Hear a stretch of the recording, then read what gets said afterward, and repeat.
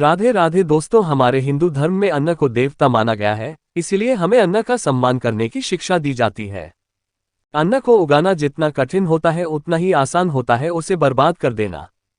श्री कृष्ण कहते हैं, संसार के प्रत्येक प्राणी को जीवित रहने के लिए भोजन की आवश्यकता होती है। भोजन से ही उसे ऊर्जा प्राप्त होती है। मनुष्य के द्वारा किया जाने वाला भोजन ही उसके स्वभाव को नियंत्रित करता है। इसीलिए मनुष्य को सदैव ही सात्विक भोजन ग्रहण करना चाहिए। हमारे प्राचीन वास्तुशास्त्र में खाना बनाने के लिए भी कुछ नियम निर्धारित किए गए हैं। भोजन बनाते समय वास्तुशास्त्र के नियमों का पालन अवश्य करना चाहिए। वास्तुशास्त्र में भोजन बनाने की दिशा, भोजन बनाने का समय, भोजन करने का समय आदि महत्वपूर्ण बातों के नियम बताए गए हैं। दोस्तों, प्रत्येक हिंदू घर में भोजन में खास तौर पर रोटी अवश्य बनाई जाती है। जिसे प्रकार से पृथ्वी का आकार गोल है, उसी प्रकार से रोटी का आकार भी गोल ही होना चाहिए।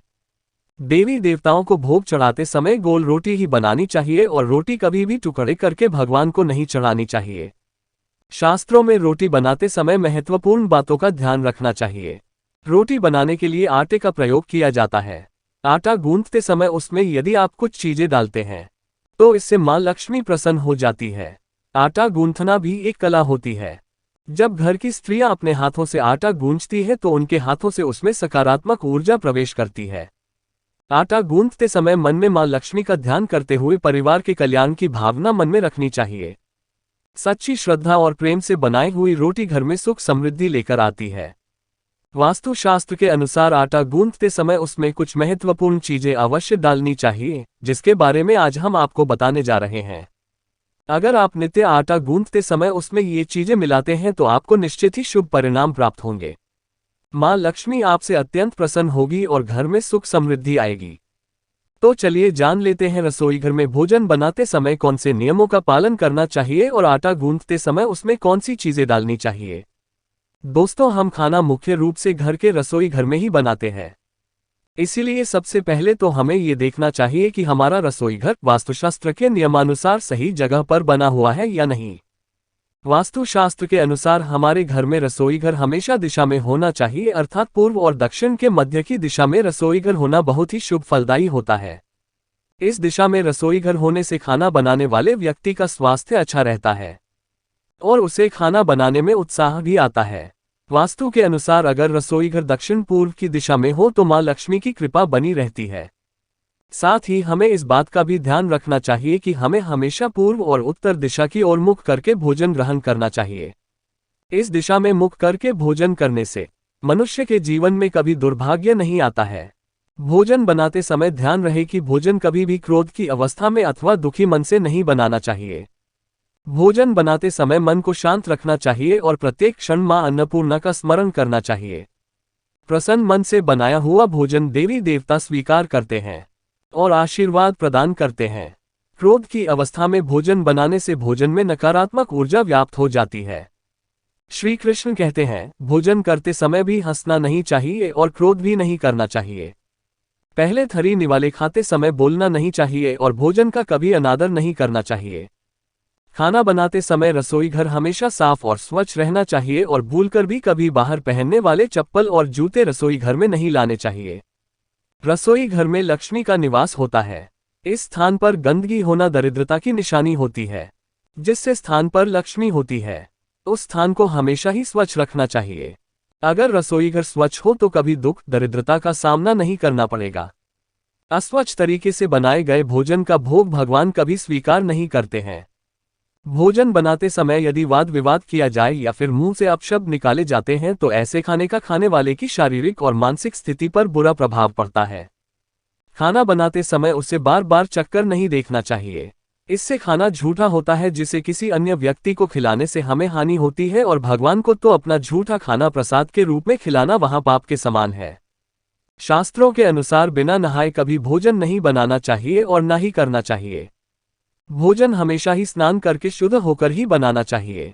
रसोई घर में चूल्हा जलाते समय अग्निदेव का स्मरण अवश्य करना चाहिए।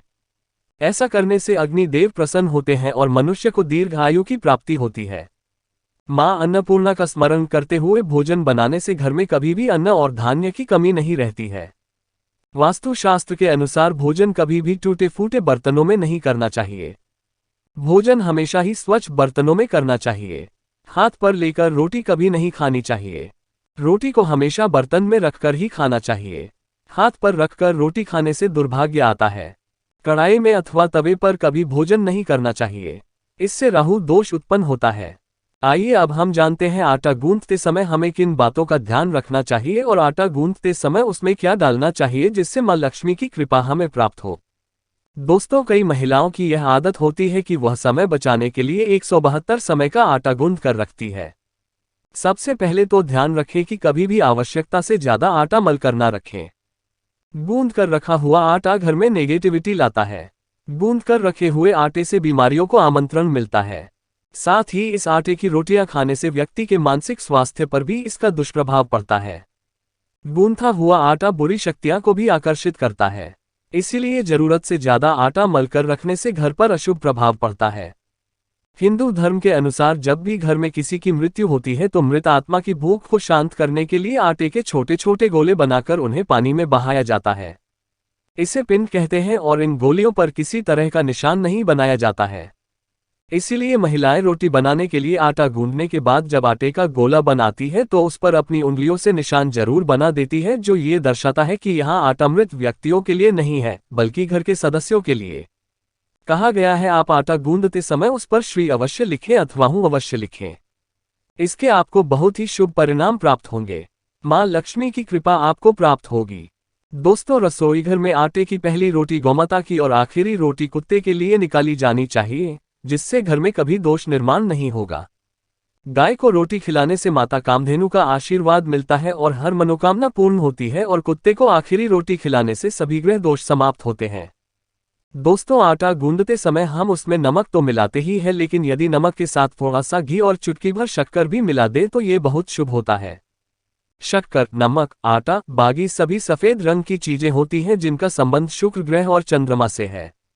इसलिए ये चारों वस्तुएं एक साथ मिलकर हमारे शुक्र और चंद्र ग्रह मजबूत बनाती है और इन दोनों के सभी शुभ फल हमें प्राप्त होते हैं।